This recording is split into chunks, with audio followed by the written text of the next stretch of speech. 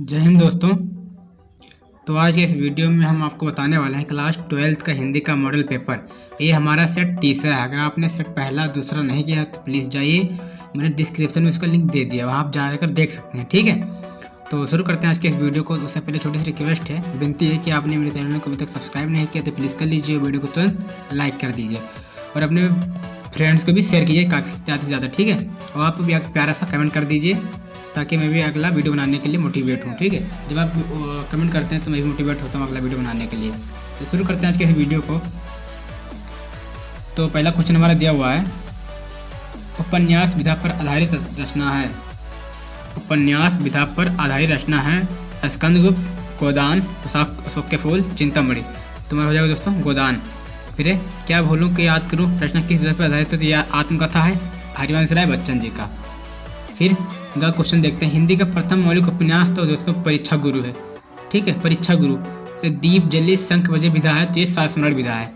दोस्तों मैं इसको जितना हो सकेगा उतना सॉल्यूशन के साथ बताऊंगा, आपको टेंशन लेने की कोई बात नहीं है। अगर आप तीनों सेट देख लेते हैं तो मैं 99% कहता हूँ कि आपका हिंदी में 87, 85, 90 प्लस रहेगा आपका नंबर। ठीक है, तो आप तीनों मॉडल पेपर को देखिए।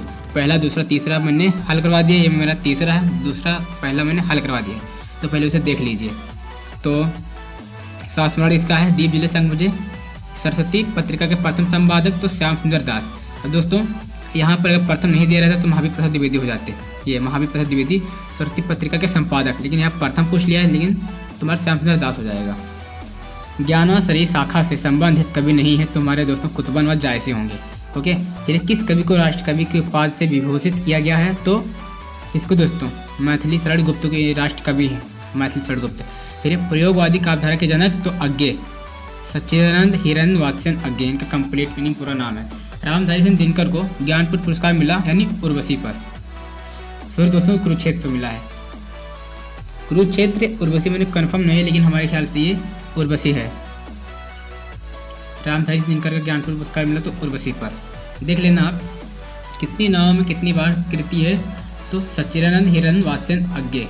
ठीक है, आप कमेंट करके बताना कि रामधारी दिनकर को ज्ञानपीठ पुरस्कार किस पर मिला? उर्वशी पर मिला, कुरुक्षेत्र पर मिला, रश्मिरथी पर मिला, ओकार पर मिला। फिर है देखिए, पद्यांश पर आधारित निम्नलिखित प्रश्नों के उत्तर दीजिए, जो हमारा 10 नंबर को होगा। मगर उदास होना भी बेकार है, अशोक आज भी उसी मौज में है जिसमें आज से 2000 वर्ष पहले था। कहीं भी तो कुछ नहीं बिगड़ा और कुछ भी तो नहीं बदला। बदली है मनुष्य की मनोवृत्ति, यदि बदले बिना वह आगे बढ़ सकती तो शायद यह भी नहीं बदलती, और यदि वह नहीं बदलती और व्यावसायिक संघर्ष आरंभ हो जाता, मशीन का रथ घर घर चल पड़ता, विज्ञान का सावेग धावन चल दिखता तो बड़ा बुरा होता। दोस्तों हमारा 5 क्वेश्चन दिया हुआ है, पाठ का नाम और लेखक का नाम आपको 2 नंबर मिलेगा। 5 क्वेश्चन यानी हर एक क्वेश्चन 2 नंबर का। रेखांकित अंशी व्याख्या यानी यहाँ से लेकर यहाँ तक आपको व्याख्या करना है इसको। फिर मनोवृत्ति और धावन शब्दों का ऐसे लिखिए, तो इसमें से पढ़िए और फिर यहाँ उत्तर दीजिए। इस पद्यांश को पढ़ लीजिए, गद्यांश को। ठीक है, पद्यांश आने वाला है। फिर अशोक आज भी उसी मौज में है, क्यों है? तो पढ़ के लिखना है। फिर लेखक के अनुसार किसमें परिवर्तन हुआ है।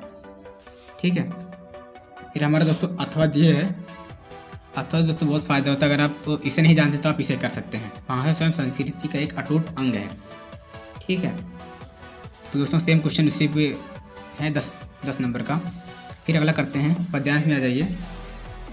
समर्पण लो सेवा का सार, सजल संस्कृति का यह पतवार, आज से यह जीवन उत्सर्ग, इसी पद तल में विगत विकार, मनो संस्कृति के मूल रहस्य, तुम्ही से फैलेगी यह बेल, विश्व भर सौरभ से भर जाए, सुमन के खेलो सुंदर खेल।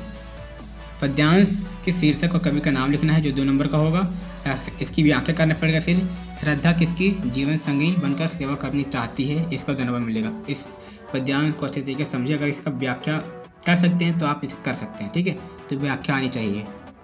चौथा क्वेश्चन दिया हुआ है, विश्व भर सौरभ से भर जाए, पंक्ति का आशय लिखना है। फिर सजल संस्कृति का यह पतवार, पंक्ति में कौन सा अलंकार है, इसको लिखना है।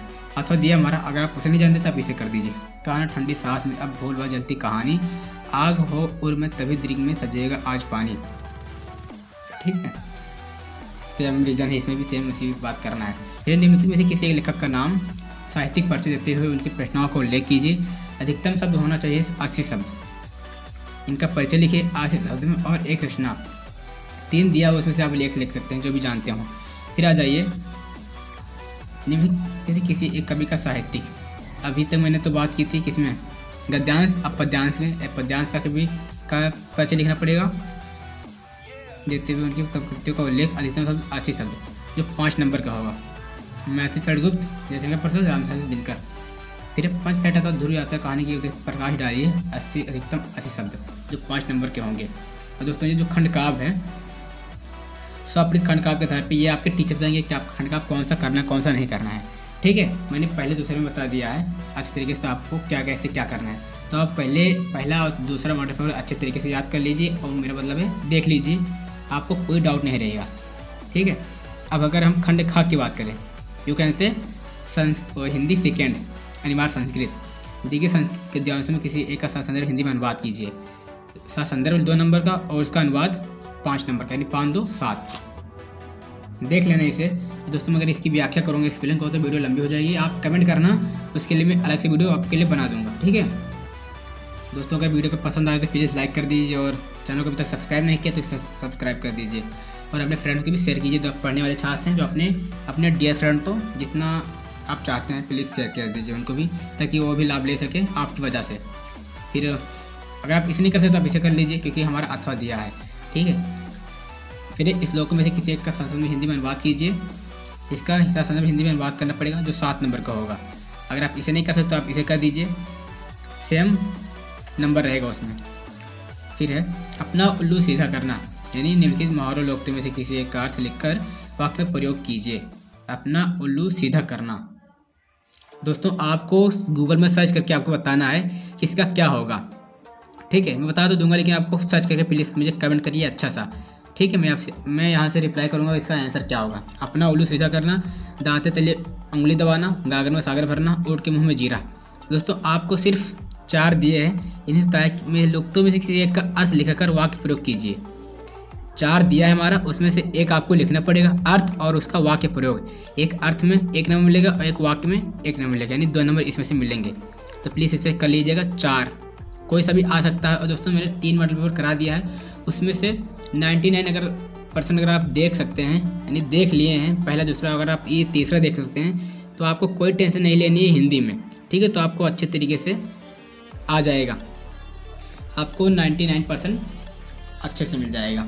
तो अगला करते हैं, निम्नलिखित शब्दों के संधि विच्छेद के सही विकल्प का चयन कीजिए। रमेश का संधि विच्छेद, और दोस्तों इंपॉर्टेंट संधि विच्छेद आना चाहिए, संधि।